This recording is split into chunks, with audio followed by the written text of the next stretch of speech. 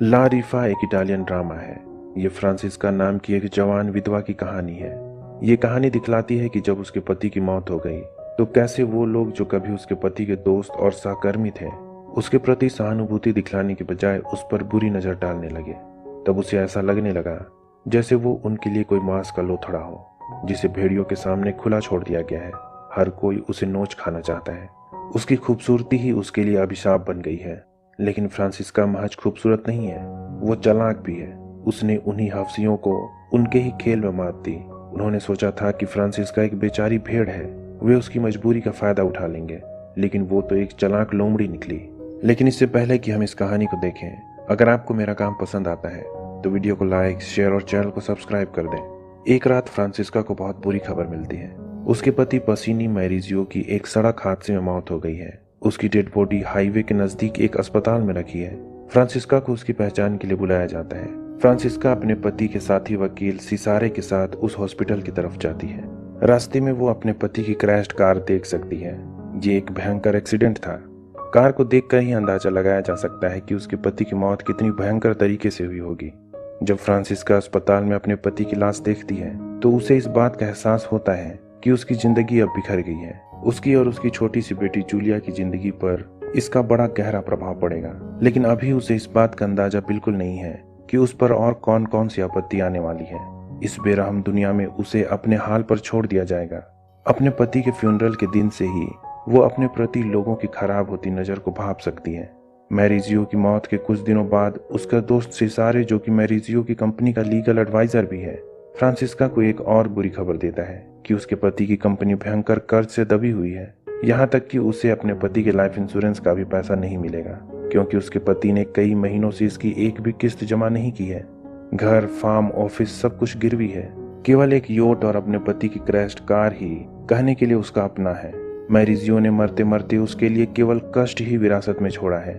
Franziska के पिता भी उसकी कोई खासी मदद नहीं कर सकते हैं, क्योंकि वो खुद एक कंगाल आदमी है। हालांकि वो दिल से अच्छा है, लेकिन जेब से पूरी तरह खाली है। फ्यूनरल में जब वो अपनी बेटी से मिलने आया था, वापस लौटने के लिए ट्रेन की टिकट के पैसे फ्रांसिस्का से लिए थे, इसलिए उसे अपने पिता से केवल गुड विशेस के अलावे और कोई उम्मीद नहीं है।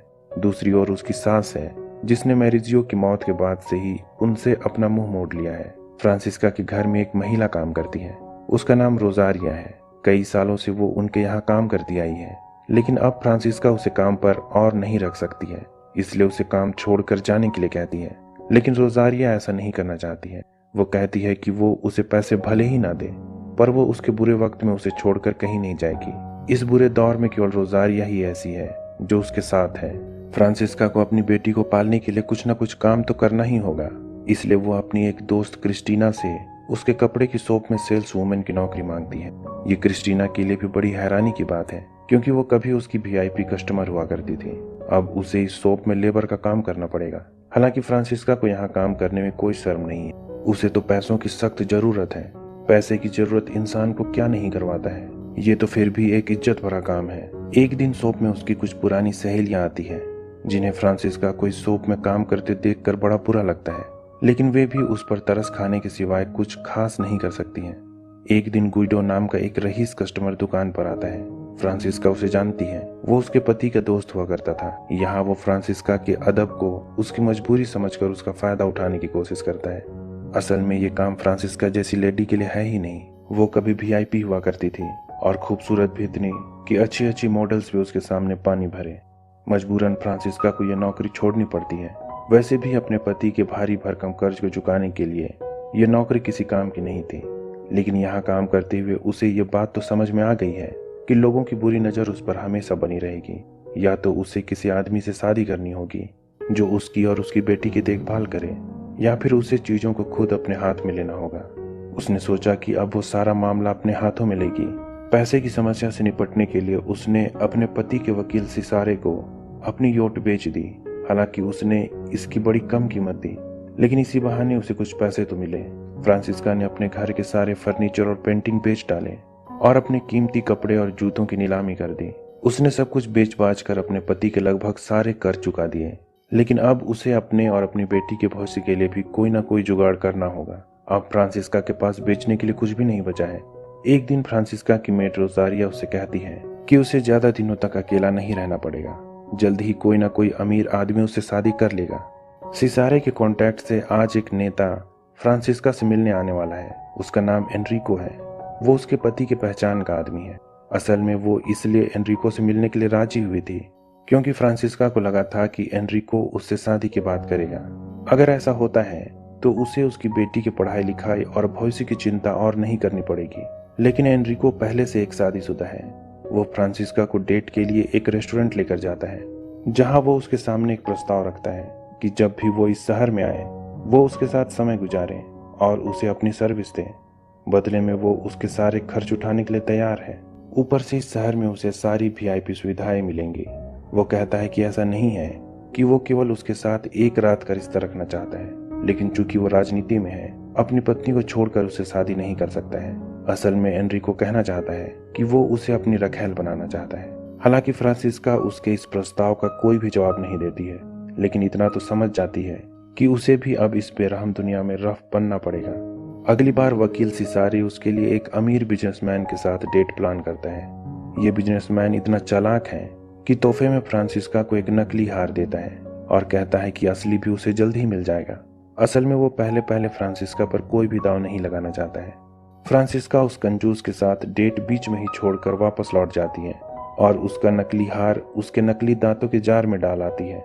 एक दिन जब फ्रांसिस्का अपनी सहेली कालरा के घर में होती है तो उसे उसके कबर्ड में एक फर वाली कोट दिखती है। ऐसी ही फर वाली कोट कभी उसके पास भी हुआ करती थी। असल में ये कोट फ्रांसिस्का का ही है।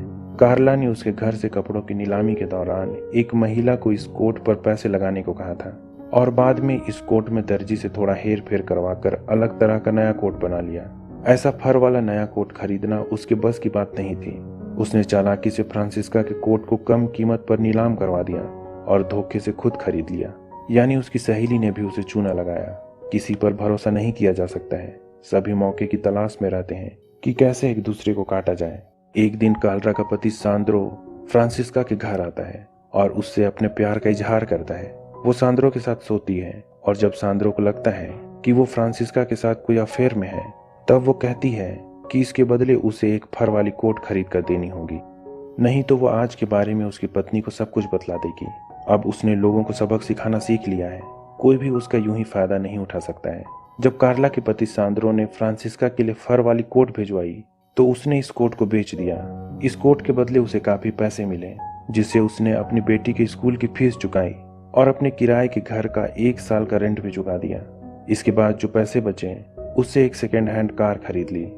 जल्द ही कार्ला को पता चल गया कि उसके पति ने फ्रांसिस्का के लिए एक फर वाली महंगी कोट खरीदी थी, जिसका इंस्टॉलमेंट वो अब भी भर ही रहा है। कार्ला तिलमिलाई हुई फ्रांसिस्का के घर पहुंचती है और उसे कोट वापस करने को कहती है, लेकिन फ्रांसिस्का ने तो कोट बेच दिया है और इसके बदले उसे जो पैसे मिले उसे भी खर्च कर दिया है। कार्ला बड़े गुस्से में है और फ्रांसिस्का के सामने उसके मृत पति मैरिजियो की पोल खोलती है और कहती है कि उसके पति का एक लड़की के साथ अफेयर था।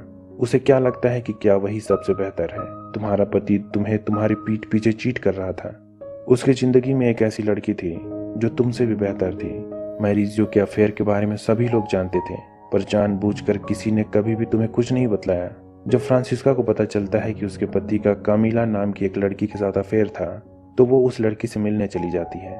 असल में वो देखना चाहती है कि वो कौन लड़की है जिसके लिए उसका पति मैरिजियो उसे चीट कर रहा था। आखिर उस लड़की में ऐसी कौन सी बात थी? फ्रांसिस्का जब कामिला से मिलती है तो उसे पता चलता है कि वो एक अच्छे स्वभाव वाली महिला है।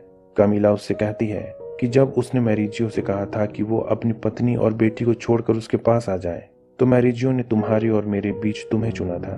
मैरिजियो तुम्हारे बारे में जितना कहता था तुम उससे भी ज्यादा खूबसूरत हो।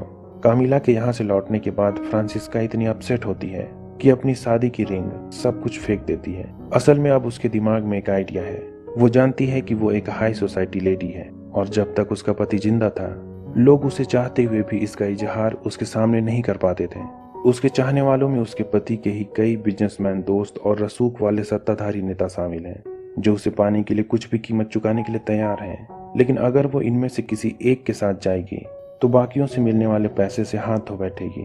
इसी समस्या को दूर करने के लिए, ताकि वो हर चाहने वाले से ज्यादा पैसा नोच सके, एक लॉटरी का प्लान बनाती है जिसमें केवल 20 चुनिंदा लोगों की एंट्री होगी। इस लॉटरी में एंट्री फीस 100 मिलियन लीरा के बराबर होगी, जिसकी कीमत आज लगभग 50 लाख रुपए के बराबर है। इतनी बड़ी रकम केवल वही देना चाहेगा जो उसका सच्चा दीवाना होगा। इसमें भाग लेने वाले लोगों का नाम पूरी तरह से गुप्त रखा जाएगा और जो भी इस लॉटरी का विनर होगा, फ्रांसिस्का उसके साथ 4 सालों तक उसकी पर्सनल प्रॉपर्टी बनकर रहेगी। इन 4 सालों में वो लॉटरी के विजेता के साथ रहकर उसे अपने सारे रंग दिखलाएगी। फ्रांसिस्का इस बारे में सिसारे से बात करती है और कहती है कि वो इस लॉटरी के लिए नियम तैयार करें ताकि किसी भी पार्टिसिपेंट को ऐसा न लगे कि उसके साथ धोखा हुआ है। सब कुछ नियम के साथ होगा। इसके बदले में उसे लॉटरी से होने वाली कमाई का मोटा कमीशन मिलेगा। जल्दी पैसे कमाने की ये एक अच्छी तरकीब मालूम पड़ती है, लेकिन उन्हें इसके लिए कैंडिडेट भी ढूंढने होंगे।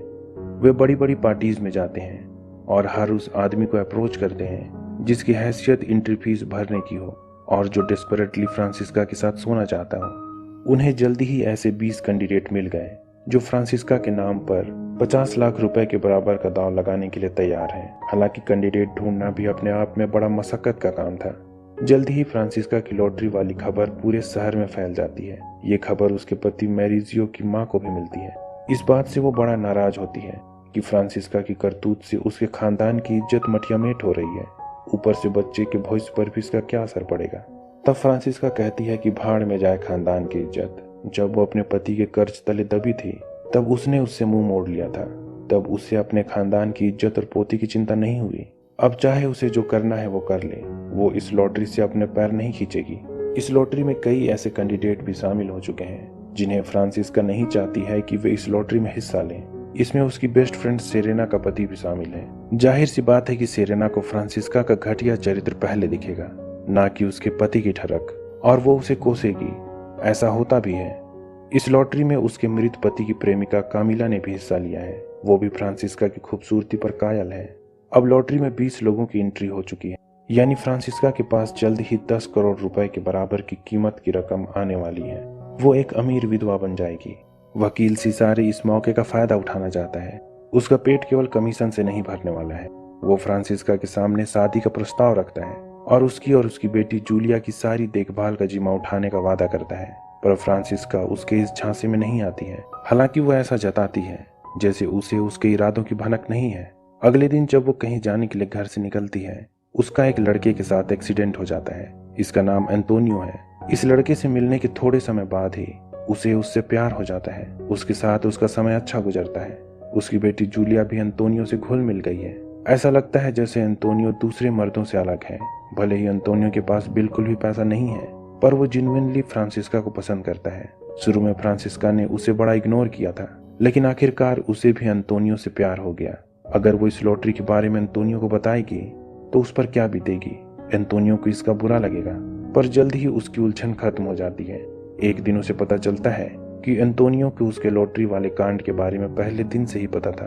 वो जानबूझकर उसके कार से टकराया था ताकि उसे फ्रांसिस्का के साथ समय बिताने का मौका मिले और वो उसे अपने प्यार के झांसे में फंसा सके, ताकि 4 साल बाद फ्रांसिस्का के कमाए पैसे से ऐश कर सके। लेकिन अब एंटोनियो के इरादों पर पानी फिर गया है। उसकी सारी मेहनत बेकार हो गई है। आखिरकार समय आ गया है जब फ्रांसिस्का अपना आखिरी पत्ता निकाले। उसने एक ईमानदार पुलिस अधिकारी को एक गुप्त खबरी बनकर गैर कानूनी लॉटरी बिजनेस की जानकारी दी, जो शहर में प्रोस्टिट्यूशन को भी बढ़ावा दे रहा है। इस कांड में कई बड़े नाम भी शामिल हैं। पुलिस सिसारे के ऑफिस में छापा मारती है और 20 रसूखदार लोगों द्वारा फ्रांसिस्का के नाम जारी भारी भरकम चेक को कब्जे में ले लेती है। जल्द ही ये लॉटरी कांड अखबार में भी आ जाएगी। अगर ऐसा हो गया तो लिस्ट में नामित सभी लोगों की पब्लिक छवि खत्म हो जाएगी। सभी परेशान हैं। कई का तो राजनीतिक करियर पूरी तरह से खत्म हो जाएगा। जब तक इस ईमानदार पुलिस अधिकारी के हाथ में यह मामला है, वे अपना नाम क्लियर नहीं कर सकते हैं। अब सब कुछ फ्रांसिस्का के पाले में है। सब कुछ इस बात पर निर्भर करता है कि फ्रांसिस्का पुलिस के सामने क्या बयान देती है। जब फ्रांसिस्का से इस बारे में पुलिस पूछताछ करती है कि क्या वो उन भारी भरकम अमाउंट वाले चेक्स के बारे में जानती है जो उसके नाम से काटी गई है, तब वो कहती है कि हाँ, वो इस बारे में जानती है। उसके पति के दोस्तों ने उसकी और उसकी बेटी की आर्थिक मदद करने के लिए उसे चैरिटी के तौर पर डोनेशन देने की योजना बनाई थी। उनका मानना था कि अगर वे सीधे फ्रांसिस्का को पैसे देंगे तो इससे उसके आत्मसम्मान को चोट पहुंचेगी। इसलिए उसने एक लॉटरी की योजना बनाई जिसमें एंट्री फीस के तौर पर वे पैसा डोनेट कर सकते हैं। इस लॉटरी के इनाम के तौर पर वकील सिसारे अपनी योट जीतने वाले को इनाम पर देगा, जिसे उसने पैसे देकर फ्रांसिस्का से ही खरीदा था। फ्रांसिस्का ने अपने लॉटरी के सारे पार्टिसिपेंट्स के नाम और इज्जत की धज्जियां उड़ाए जाने से बचा लिया और उन्हें किसी संत की छवि दे दी। आखिर में पुलिस ने भी सारे 20 चेक फ्रांसिस्का के खाते में कैश करा दिए। वो सारे पैसे लेकर अपनी बेटी और मेड के साथ इटली के किसी अनजान कोने में चली गई। बदले में उन 20 प्रतिभागियों को केवल ये संतोष ही हाथ लगा कि उनकी इज्जत अखबारों में उछाले जाने से बच गई। उन्हें ये अंदाजा भी नहीं है कि फ्रांसिस्का ने उनके साथ एक बड़ा स्कैम किया है। फ्रांसिस्का ने पहले ही सारी योजना बना ली थी। सब कुछ उसके प्लान के मुताबिक हुआ है। उसने ये देख लिया था कि अगर उसे भेड़ियों के बीच जीना है तो एक लोमड़ी की तरह चालाक बनना पड़ेगा। इसी के साथ ये कहानी खत्म हो जाती है। उम्मीद करता हूँ कि ये कहानी आपको पसंद आई होगी। अगर ऐसा है तो वीडियो को लाइक, शेयर और चैनल को सब्सक्राइब कर दें। अभी तक बने रहने के लिए शुक्रिया।